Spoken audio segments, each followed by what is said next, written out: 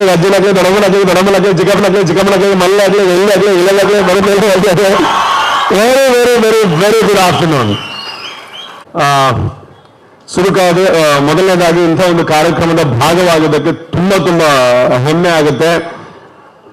ಉದ್ಘಾಟಕರಾಗಿರುವಂತಹ ಮುಡಿತಾ sir ಅದ್ಭುತವಾಗಿರುವಂತಹ ಮಾತುಗಳನ್ನು ಹೇಳಿದ್ರಿ sir. I am really inspired. ಅದೇ ರೀತಿ ದರ್ಶನ್ ಸರ್ ನಮ್ಮ ಹೊಸ DC ಅವರು ಬಂದಿದ್ದಾರೆ ಅಂಡ್ ಅವ್ರಿಗೂ ವೆಲ್ಕಮ್ ಮಾಡ್ತೀನಿ ಈ ಕಾರ್ಯಕ್ರಮಕ್ಕೆ. ಅರುಣ ಕೆ ಸರ್ ಅವ್ರಿಗೂ ಕೂಡ, ಸಿದ್ಧಾರ್ಥ ಗೋಯಲ್ ಸರ್ಗೆ, ರವಿಶಂಕರ್ ಸರ್ಗೆ, ಉಮೇಶ್ ಪಿ ಸರ್ಗೆ, ಅದೇ ರೀತಿ ಶ್ರೀಮತಿ ಅಗ್ನಿತಾ ಐವನ್ ಅವ್ರನ್ನ ಕೂಡ ವೆಲ್ಕಮ್ ಮಾಡ್ತೇನೆ. And especially Shri Sudhir Kumar Reddy sir, ಇವ್ರನ್ನ ಏನಕ್ಕೆ ಲಾಸ್ಟ್ ಅಲ್ಲಿ ಹೇಳ್ತಾ ಇದ್ದೀನಿ ಅಂತಂದ್ರೆ, ಬಹುಶಃ ಕಮಿಷನರ್ ಬಂದ ಮೇಲೆ ಏನೋ ಒಂದು ಪಾಸಿಟಿವಿಟಿ ತುಂಬಿದೆ ನಮ್ಮ ದಕ್ಷಿಣ ಕನ್ನಡ ಜಿಲ್ಲೆಯಲ್ಲಿ. So that is very very very important. And ಇನ್ನೊಂದು ವಿಷಯ ಏನು ಅಂತಂದ್ರೆ, ನಾನು ಅವರ ಸುದ್ದಿಗೋಷ್ಠಿ ಎಲ್ಲ ಫಾಲೋ ಅಪ್ ಮಾಡ್ತೀನಿ. ಅಂದ್ರೆ ನಾವು being citizen it is important. So ಅವರ ಮಾತಲ್ಲಿ ಅರ್ಥ ಆಗುತ್ತೆ, ನೀವು ಝೀರೋ ಇನ್ಫ್ಲೂಯೆನ್ಷಿಯಲ್ ಪರ್ಸನ್ ಆಗಿರ್ಲಿ ಇಲ್ಲ ಹೈ ಇನ್ಫ್ಲೂಯೆನ್ಷಿಯಲ್ ಪರ್ಸನ್ ಆಗಿರ್ಲಿ, ಯು ಆರ್ ಸೇಮ್ ಅಂತ. That is most important. Because ನಾನು ಯಾವಾಗಲೂ ಒಂದು ಫಾಲೋ ಮಾಡ್ತೀನಿ, ನಾವು ಕಾನೂನಾತ್ಮಕವಾಗಿ ಹೋಗ್ತಾ ಇದ್ರೆ ನಮ್ಗೆ ಯಾವ ಇನ್ಫ್ಲೂಯೆನ್ಸ್ ಅಗತ್ಯ ಇಲ್ಲ. ಸೊ ನನ್ನ ಫ್ರೆಂಡ್ಸ್ ಕೆಲವೊಂದ್ಸಲ ಫ್ರೆಂಡ್ಸ್ ಕಾರೆಲ್ಲ ಇರುತ್ತೆ, ಟಿಂಟರ್ ಕಾರೆಲ್ಲ, ಅಥವಾ ನನ್ನ ಜೊತೆ ಕಾರಲ್ಲಿ ಹೋಗ್ಬೇಕಾದ್ರೆ ಎಲ್ಲರೂ ಕಿರಿಕಿರಿ ಮಾಡ್ತಾ ಇರ್ತಾರೆ, ನನಗೆ ಸೀಟ್ ಬೆಲ್ಟ್ ಹಾಕಬೇಕು, ಏನೇ ಎಲ್ಲ ರೂಲ್ಸ್ ಇರೋದು ಫಾಲೋ ಮಾಡಬೇಕು. ಬಿಕಾಸ್ ಪೊಲೀಸರು ಹಿಡಿದ್ರು ಕೂಡ ನಾನು ಆ ಪೊಸಿಷನ್ ಇರಬೇಕು. ಸರ್ ಏನಾಯ್ತು, ನಾನು ಐ ಶುಡ್ ಬಿ ಕಾನ್ಫಿಡೆಂಟ್ ಅವ್ರ ಹತ್ರ ಮಾತಾಡೋದಕ್ಕೆ, ಬಿಕಾಸ್ ನಾನು ಕಾನೂನನ್ನ ಫಾಲೋ ಮಾಡ್ತಾ ಇದ್ದೀನಿ. ಆ ನಂಬಿಕೆ ಸುಧೀರ್ ಕುಮಾರ್ ರೆಡ್ಡಿ ಅವರಿಂದ ಬಂದಿದೆ ಮತ್ತೆ. ಸೊ ಅದಕ್ಕೊಂದು ಜೋರ ಇರುವಂತಹ ಚಪ್ಪಾಳೆ.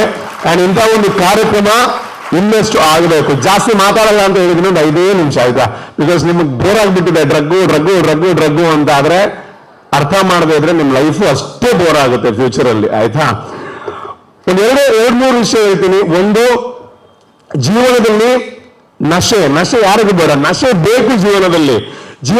ನಶೆ ಇಲ್ಲದೆ ಮಜಾನೇ ಇಲ್ಲ. ಕೆಲವರು ಹೇಳ್ತಾರೆ, ಏನಕ್ಕೆ ನೀನ್ ಸಿಗರೇಟ್ ಸೇರ್ತೀಯ, ಏನಕ್ಕೆ ನೀನ್ ಕುಡಿತೀಯ, ಏನಕ್ಕೆ ನೀನ್ ಡ್ರಗ್ ತಗೋ, ನಶೆ ಬೇಕು ಜೀವನದಲ್ಲಿ. ಆದ್ರೆ ಅದು ಮಾದಕ ವಸ್ತುಗಳ ನಶೆ ಅಲ್ಲ. ಜೀವನದಲ್ಲಿ ಏನಾದ್ರೂ ಸಾಧನೆ ಮಾಡಿದ ಮೇಲೆ ಬರೋ ಅಂತ ಒಂದು ಮಜಾ ಇದೆ ಅಲ್ವಾ, ಆ ನಶೆ ಬೇಕು. ಜೀವನದಲ್ಲಿ ನಾವೇನೋ ಒಳ್ಳೆ ಕೆಲಸ ಮಾಡಿ ಒಂದು 4 ಜನರಿಗೆ ಹೆಲ್ಪ್ ಮಾಡಿ ನಿಮ್ಮ ತಂದೆ ತಾಯಿ ನಿಮ್ಮನ್ನ ನೋಡಿ ಖುಷಿ ಪಡುವಂತ ಒಂದು ನಶೆ ಇದೆ ಅಲ್ವಾ, ನಮಗೆ ಖುಷಿಯ ನಶೆ ಇದೆ ಅಲ್ವಾ, ಆ ನಶೆ ಬೇಕು. ಜೀವನದಲ್ಲಿ ಸತ್ಯ ದಾರಿಯಲ್ಲಿ ನಡೆಯುವಂತಹ ಒಂದು ನಶೆ ಇದೆ ಅಲ್ವಾ, ಅದು ಬೇರೆ ಎಲ್ಲೂ ಸಿಗೋದಕ್ಕೆ ಸಾಧ್ಯ ಇಲ್ಲ. ಸೊ ಹಾಗಾಗಿ ಅಂತಹ ನಶೆಯನ್ನ ಜಾಸ್ತಿ ಮಾಡಿಕೊಳ್ಳಿ. ಇನ್ನೇನೇನು ಅಂತಂದ್ರೆ, ಡ್ರಗ್ ಅನ್ನುವಂಥದ್ದು ಮೇ ಬಿ ಇದು ಎಂಡ್ ಸ್ಟೇಜ್ ಆಫ್ ಮಾದಕ ದ್ರವ್ಯ ಅಂತ ಹೇಳ್ಬೋದು. ಸಿಗರೇಟು ಅಥವಾ ಆಲ್ಕೋಹಾಲ್ ಅದಾದ್ಮೇಲೆ ಅಲ್ಲಿ ಹೋಗುವಂಥದ್ದು. ಈಗ ಸಿಗರೇಟು ಆಲ್ಕೋಹಾಲ್ ಡೆಫಿನೆಟ್ಲಿ ನಾನಂತೂ ಯಾರು ಕುಡಿಬೇಡಿ ಸೇರ್ಬೇಡಿ ಅಂತಾನೆ ಹೇಳುವಂಥದ್ದು. ಬಟ್ ಒಂದು ಸಣ್ಣ ಜಸ್ಟಿಫಿಕೇಶನ್ ನೀವು ಕೊಡಬಹುದು. ಯಾವಾಗ ಅಂತಂದ್ರೆ, ನೀವು 35 ವರ್ಷ ಅಥವಾ 40 ವರ್ಷ ನೀವೆಲ್ಲ ದುಡ್ದು ನಿಮ್ಮ ದುಡ್ಡಲ್ಲಿ ನಿಮ್ಮ ಲೈಫ್ ಮುಂದುವರಿತಾ ಇದ್ದಾಗ ನಿಮಗೊಂದು ಮೆಂಟಲಿ ಕೆಪಾಸಿಟಿ ಇರುತ್ತೆ ಏನ್ ಸರಿ ಏನ್ ತಪ್ಪು ಅಂತ. ಆವಾಗ ಒಂದು ವೇಳೆ ನೀವು ಸಿಗರೇಟ್ ಸೇದೋದಕ್ಕೆ ಶುರು ಮಾಡ್ತೀರಾ, ಕುಡಿಯೋದಕ್ಕೊಂದು ಸ್ವಲ್ಪ ಶುರು ಮಾಡ್ತೀರಾ ಅಂತಂದ್ರೆ ಅದು ತಪ್ಪೆ. ಒಂದು ಸಣ್ಣ ಜಸ್ಟಿಫಿಕೇಶನ್ ಕೊಡಬಹುದು, ಅದು ನಿಮ್ಮ ಯೋಚನೆಯಿಂದ ಬಂದಿದ್ದು ಅಂತ. ಬಟ್ ನೀವು ಶುರು ಮಾಡ್ತಾ ಇರೋವಂಥದ್ದು ಕಾಲೇಜ್ ಲೆವೆಲ್ ಅಲ್ಲಿ, ಅಂದ್ರೆ ಯಾರು ಮಾಡ್ತಿದ್ದಾರೆ ಅವ್ರಿಗೆ ಹೇಳ್ತಾ ಇರೋವಂಥದ್ದು. ಆವಾಗ ನಿಮ್ಮ ಥಾಟ್ ಪ್ರಾಸೆಸ್ ಇಂದ ಬರುವಂಥದ್ದಲ್ಲ, ನಿಮ್ಮ ಫ್ರೆಂಡ್ ಫೋರ್ಸ್ ಮಾಡ್ದ ಅಥವಾ ನಿಮಗೆ ಯಾರೋ ಹೇಳ್ದ, ಯಾರೋ ಲೈಫ್ ಎಂಜಾಯ್ ಮಾಡ್ತಾ ಇದ್ದಾನೆ ಅನ್ನೋಂಥ ಉದ್ದೇಶಕ್ಕೆ ನೀವು ಕುಡಿತೀರಾ, ನೀವು ಸಿಗರೇಟ್ ಸೇರ್ತೀರಾ, ನೀವು ಡ್ರಗ್ ಯೂಸ್ ಮಾಡ್ತೀರಾ ಅಂತಂದ್ರೆ ಅದು ನಿಮ್ಮ ಥಾಟ್ ಪ್ರಾಸೆಸ್ ಅಲ್ಲ, ಅದು ಇನ್ನೊಬ್ಬನನ್ನ ನೋಡಿ ನೀವು ಸೇವಕಕ್ಕೆ ಒಳಗಾಗುವಂಥದ್ದು. ಅದಾದ ಮೇಲೆ ನಂತರ ಚಕ್ರವ್ಯೂಹ ಅದು. ಮೇಡಮ್ ಹೇಳಿದ್ರಿ. ಅಂಡ್ ಕಮಿಷನರ್ ಸರ್ಗೆ ಅಥವಾ ಈ ಕಾರ್ಯಕ್ರಮಕ್ಕೆ ದೊಡ್ಡ ಒಂದು ಅರ್ಥ ಬಂದಿದ್ದು ಆ ಮೇಡಮ್ ಬಂದ ಮೇಲೆ. ಬಿಕಾಸ್ ಅಲ್ಲಿ ಹೋದ ಮೇಲೆ ಹೊರಗೆ ಬರುವಂಥದ್ದು ತುಂಬಾ ಇಂಪಾರ್ಟೆಂಟ್. ಅದು ಕೂಡ ಒಂದು ಸಾಧನೆ. Congratulations ma'am to you. ನಮ್ಮ ಸಿನಿಮಾದಲ್ಲಿ ನಮಗೆ ಈಗ ಸಿನಿಮಾ ಎಲ್ಲ ಮಾಡಬೇಕಾದ್ರೆ ಲೆಂತ್ ಇಸ್ ವೆರಿ ಇಂಪಾರ್ಟೆಂಟ್. ಬುಕ್ ಮೈ ಶೋನಲ್ಲಿ ನೀವು ನೋಡ್ತೀರಾ 2 ಗಂಟೆ 4 ನಿಮಿಷ, 2 ಗಂಟೆ 30 ನಿಮಿಷ ಇದೆಲ್ಲ. ಆವಾಗ 1 ನಿಮಿಷನೂ ಮ್ಯಾಟರ್ ಆಗುತ್ತೆ ನಾವು ಸಿನಿಮಾ ಲಾಕ್ ಮಾಡ್ಬೇಕಾದ್ರೆ. ಈಗ ಗವರ್ಮೆಂಟ್ ರೂಲ್ ಏನಿದೆ ಅಂತಂದ್ರೆ 2 ನಿಮಿಷ ಸಿಗರೇಟ್ ಆಡ್ ಹಾಕ್ಬೇಕು ನಾವು ಸ್ಟಾರ್ಟಿಂಗ್ ಅಲ್ಲಿ, ಆಮೇಲೆ ಇಂಟರ್ವಲ್ ಆದ್ಮೇಲೆ. ಅದು ಕೂಡ 240 ಏನು ಮೆನ್ಷನ್ ಮಾಡ್ತೀವಿ ಅದ್ರ ಒಳಗಡೆ ಆಡ್ ಆಗುತ್ತೆ. ನಾವು ಲಾಕ್ ಮಾಡ್ಬೇಕಾದ್ರೆ ನಮ್ಮ ಸಿನಿಮಾನ ನಮಗೆ ಇಷ್ಟು ತಲೆ ಹಾಳಾಗುತ್ತೆ, 2 ನಿಮಿಷ ಧರ್ಮಕ್ಕೆ ಹೋಯ್ತಲ್ಲ ಇಲ್ಲಿ ಅಂತ. ಬಟ್ ಎಷ್ಟು ಜನ ಅದನ್ನ ನೋಡಿ ತಿದ್ಕೋತೀರಾ, ಐ ಡೋಂಟ್ ನೋ ಎಷ್ಟು ಜನರಿಗೆ ಅದು ಇಂಪ್ಯಾಕ್ಟ್ ಆಗುತ್ತೆ. ಬಿಕಾಸ್ ನೋಡಿ, ಒಂದು ಹೋಟ್ಲಲ್ಲಿ ನಾವು ನೋಡ್ತೀವಿ ಸೋಷಿಯಲ್ ಮೀಡಿಯಾದಲ್ಲಿ. ಒಂದು ಹೋಟ್ಲಲ್ಲಿ ಒಂದು ಟೀ ಕುಡಿದಾಗ ಅದಕ್ಕೊಂದು ಸೊಳ್ಳೆ ಬಿತ್ತು, ಒಂದು ನೊಣ ಬಿತ್ತು ಅಂದ್ರೆ ಹೋಟೆಲ್ ಓನರ್ ಹತ್ರ ಯಾವ ರೇಂಜ್ ಜಗಳ ಮಾಡ್ತೀರಾ, ವಿಡಿಯೋ ಆನ್ ಮಾಡ್ತೀರಾ, ಅದು ಹಿಂಗಿದೆ, ಕ್ವಾಲಿಟಿ ಚೆನ್ನಾಗಿಲ್ಲ, ಅದಿಲ್ಲ ಇದಿಲ್ಲ ಎಲ್ಲ ಹೇಳ್ತೀರಾ. ಆದ್ರೆ ಆ ಸಿಗರೇಟ್ ಪ್ಯಾಕೆಟ್ ಅಲ್ಲಿ ಇಷ್ಟು ದೊಡ್ಡದಾಗಿ ಹಾಕಿದೆ, ಹಿಂಗಿದೆ, ಅಷ್ಟು ಹೆಲ್ತ್, ಕ್ಯಾನ್ಸರ್, ಅದು ಇದು, ಬಟ್ ಖುಷಿ ಇದೆ ಅದನ್ನ ತಗೋತೀರಾ. ಸೊ ಅಲ್ಲಿ ನೀವು ಅರ್ಥ ಮಾಡ್ಕೋಬೇಕು, ನಾವು ಬುದ್ಧಿವಂತರ ಅಲ್ಲ, ಬುದ್ಧಿ ಸ್ವಲ್ಪ ಕಡಿಮೆ ಇರೋರ ಅಂತ. ಸೊ ಇವಾಗ it's the question only for the students. Students ಕೈ ಎತ್ತಬೇಕು, ಯಾರು ಸ್ಮೋಕ್ ಮಾಡಲ್ಲ, ಯಾರು ಡ್ರಿಂಕ್ ಮಾಡಲ್ಲ ಅಂತ. ಅಲ್ಲ ಎಲ್ಲರೂ ಇತ್ತು, ಅದು ಗೊತ್ತು ನಮ್ಗೆ. ಅಲ್ಲ ದೊಡ್ಡವರು ಕೇಳ್ತಾ ಇಲ್ಲ, ಬಿಕಾಸ್ ಕಷ್ಟ ಆಗ್ಬೋದು ಕೈ ಎತ್ತಕ್ಕೆ. ಓಕೆ, 100% ಅಲ್ವಾ, ಫ್ಯಾಂಟಾಸ್ಟಿಕ್. ಇವಾಗ ನೀವು ಏನ್ ಮಾಡ್ಬೇಕು, ಮನೆಗೆ ಹೋಗ್ಬಿಟ್ಟು ಕನ್ನಡಿ ಮುಂದೇನು ಈ ಪ್ರಶ್ನೆ ಕೇಳಬೇಕು, ನಾನು ಡ್ರಿಂಕ್ ಮಾಡ್ತೀನೋ, ನಾನು ಸಿಗರೇಟ್ ಸೇರ್ತೀನೋ, ಕೈ ಎತ್ತೋಣ ಅಂತ. If the answer is yes ಅಂದ್ರೆ ಕೈ ಎತ್ತಕ್ಕೆ ಆಗುತ್ತೆ ಕನ್ನಡಿ ಮುಂದೆ ಅಂತಂದ್ರೆ ಅದ್ಭುತವಾದಂತಹ ಸ್ಟೂಡೆಂಟ್ಸ್ ನೀವೆಲ್ಲರೂ ಕೂಡ, ಆಯ್ತಾ? ಅಂತಹ ಒಂದು ಸಮೂಹ ಅಗತ್ಯತೆ ಇದೆ. ಬಿಕಾಸ್ ನಮ್ಮ ದೇಶದ ಬೆನ್ನೆಲುಬು ಅಥವಾ ದೇಶದ ಶಕ್ತಿ ಯಾವುದು ಅಂತ ಕೇಳಿದ್ರೆ ಯುವಕರು ಅಂತ ಹೇಳ್ತಾರೆ, ಯೂತ್ಸ್ ಅಂತ. That is wrong. ದೇಶದ ಎಸೆಟ್ ಯಾವುದು ಅಂತ ಕೇಳಿದ್ರೆ ಯುವಕರು ಅಂತ ಹೇಳ್ತಾರೆ. ಆದ್ರೆ ದೇಶದ ಎಸೆಟಾ ಇಲ್ಲ ಲಯಬಿಲಿಟಿನ ಅನ್ನುವಂಥದ್ದನ್ನ ಯುವಕರು ನಿರ್ಧಾರ ಮಾಡ್ತಾರೆ. ನಿಜವಾದ ಸರಿಯಾದ ದಾರಿಯಲ್ಲಿ ನಡೆದ್ರೆ ಮಾತ್ರ ಅವ್ರು ಎಸೆಟ್ ಆಗ್ತಾರೆ, ಇಲ್ಲ ಅಂತಂದ್ರೆ ಖಂಡಿತವಾಗಿ ಲಯಬಿಲಿಟಿ ಆಗ್ತಾರೆ. ಸೊ ನೀವೆಲ್ಲ ಎಸೆಟ್ ಆಗಿದ್ದೀರಾ ಅಂತ ಅನ್ಕೋತಾ ಇದ್ದೀನಿ. ಅಂಡ್ ಇಂಥ ಒಂದು ಅವಕಾಶಕ್ಕೆ ಥ್ಯಾಂಕ್ ಯು ಸೋ ಮಚ್. ಇನ್ನು ನಾನು ಜಾಸ್ತಿ ಮಾತಾಡಿದ್ರೆ ನೀವು ಹೇಳ್ತೀರಾ ನಿಮ್ದು ಸಾಕು, ಟೈಮ್ ಆಯ್ತು ನಮ್ಗೆ ಊಟಕ್ಕೆ ಅಂತ. ಇನ್ನೊಂದು ಏನು ಅಂತಂದ್ರೆ ಈ ಕಾರ್ಯಕ್ರಮದಲ್ಲಿ ಒಂದು ನಾನು ಅಬ್ಸರ್ವ್ ಮಾಡಿದ್ರೆ ಡಿಸಿಪ್ಲಿನ್ ಎಲ್ಲಿಂದ ಶುರು ಆಯಿತು ಅಂತಂದ್ರೆ ನನ್ನ ಮನೆಯಿಂದ ಡಿಸಿಪ್ಲಿನ್ ಶುರು ಆಗಿದೆ. ಆಕ್ಚುಲಿ ನನಗೆ ನಿನ್ನೆ ನಾನು ಬೆಂಗಳೂರು ಹೋಗ್ಬೇಕಿತ್ತು, ನಾಳೆ ನನ್ನ ಮೂವಿದೊಂದು ಲಾಂಚ್ ಇದೆ, ಅಂದ್ರೆ ಒಂದು ಕೆಲಸ ಇದೆ. ಸೊ ಈ ನನಗೆ ಗೀತಾ ಮೇಡಮ್ ಅವರು ಹೇಳಿದ್ರು ಇಂಥ ಒಂದು ಕಾರ್ಯಕ್ರಮ ಇದೆ, ದಯವಿಟ್ಟು ಬನ್ನಿ ಅಂತ.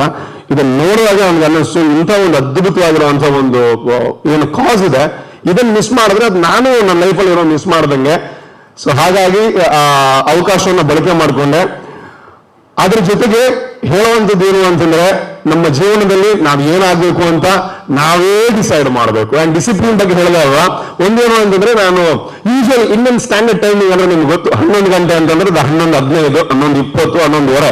ನಾನು ನನ್ನ ಲೈಫಲ್ಲಿ 11 ಗಂಟೆ ಪ್ರೋಗ್ರಾಮ್ 11 ಗಂಟೆಗೆ ಹೋಗೋಣ ಅಲ್ಲ. ಸೊ ಇವತ್ತು ನಾನು 10:35ಕ್ಕೆ ಮನೆಯಲ್ಲಿ ಹೊರಟಿದ್ದೀನಿ. ಬಿಕಾಸ್ ಪೊಲೀಸರು ಮಾಡ್ತಾ ಇರೋ ಕಾರ್ಯಕ್ರಮ ಆನ್ ಟೈಮ್ ಇರುತ್ತೆ ಅಂತ.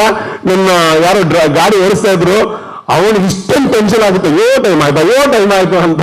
ಸೊ ಆ ಡಿಸಿಪ್ಲಿನ್ ನನ್ನ ಮನೆಯಿಂದ ಶುರು ಆಗಿದೆ. ಇಲ್ಲಿ ದೇವರನ್ನೇ ನನಗೆ ಗೊತ್ತು, ಇಷ್ಟೊತ್ತು ನೀವು ತುಂಬಾ ಸೈಲೆಂಟ್ ಆಗೆಲ್ಲ ಕೇಳೋಂತ ಸ್ಟೂಡೆಂಟ್ಸ್ ಅಲ್ಲ ಅಂತ. ಬಟ್ ಡಿಸಿಪ್ಲಿನ್ ಬಂದಿದೆ ಅಂತಂದ್ರೆ ಅದಕ್ಕೆ ಕಾರಣ ಪೊಲೀಸರು ಮಾಡ್ತಾ ಇರುವಂತಹ ಕಾರ್ಯಕ್ರಮ ಅಂತ. ಆ ಡಿಸಿಪ್ಲಿನ್ ಒಳ್ಳೆ ಕೆಲಸದಲ್ಲೂ ಕೂಡ ಖಂಡಿತವಾಗಿರ್ಲಿ. ಇನ್ನೊಂದು ಕೊನೆಯದಾಗಿ ನನಗೆ ಗೊತ್ತಿಲ್ಲ ಈ ವೇದಿಕೆಗೆ ನಾನು ಎಷ್ಟು ಸೂಕ್ತ ಅಂತ, ಬಸ್ಟ್ ಒಂದು ವಿಚಾರದಲ್ಲಿ ನಾನು ಸೂಕ್ತ ವ್ಯಕ್ತಿ ಅಂತ ಹೇಳಬಹುದು. ಬಿಕಾಸ್ ಈಗ ಪೇರೆಂಟ್ಸ್ ಬಗ್ಗೆ ತುಂಬಾ ಜನ ಹೇಳಿದ್ರು, ಪೇರೆಂಟ್ಸ್ಗಳ ಜವಾಬ್ದಾರಿ ಅಂತ. ಆದ್ರೆ ಅಪ್ಪ ಸಿಗರೇಟ್ ಸೇದ್ಕೊಂಡು ಮಗನೇ ಸಿಗರೇಟ್ ಸೇದ್ಬೇಡ, ಚೆನ್ನಾಗಿ ಅಂದ್ರೆ ಆರೋಗ್ಯಕ್ಕೆ ಒಳ್ಳೆಯದಲ್ಲ ಅಂತಂದ್ರೆ ಮಗ ಕೂಡ ಆಯ್ತಪ್ಪ ಅಂತೇಳಿ ಫ್ರೆಂಡ್ ಜೊತೆ ಸೇರ್ತಾನೆ. ಅಪ್ಪ ನೈಟ್ ಹಿಡ್ಕೊಂಡು ಮಗನಿಗೆ ಹೇಳಿದ್ರೆ ಮಗ ಎಲ್ಲಿ ಕೇಳ್ತಾನೆ. ಸೊ ನಾವು ಫಸ್ಟ್ ಅದನ್ನ ನಿಲ್ಸಿದ್ರೆ ಮಾತ್ರ ಮಕ್ಕಳಿಗೂ ಅರ್ಥ ಆಗುತ್ತೆ. ಬಿಕಾಸ್ ನಮ್ಮ ಮಾತನ್ನ ಫಾಲೋ ಮಾಡಲ್ಲ, ನಮ್ಮ ಆಕ್ಷನ್ ಅನ್ನ ಮಾತ್ರ ಫಾಲೋ ಮಾಡೋ ಅಂಥದ್ದು. ಸೊ ಹಾಗಾಗಿ ನಾನು ಸಿಗರೇಟು ಒಂದು 2-3 ಸಿನಿಮಾದಲ್ಲಿ ಆ ಸೀನ್ಗೋಸ್ಕರ ಸೇದಿರ್ತೀನಿ ಬಿಟ್ರೆ ನನ್ನ ಲೈಫಲ್ಲಿ ನಾನು ಸಿಗರೇಟ್ ಸೇದವನಲ್ಲ, ನನ್ನ ಲೈಫಲ್ಲಿ ನಾನು ಆಲ್ಕೋಹಾಲ್ ಟಚ್ ಮಾಡಿದವನಲ್ಲ.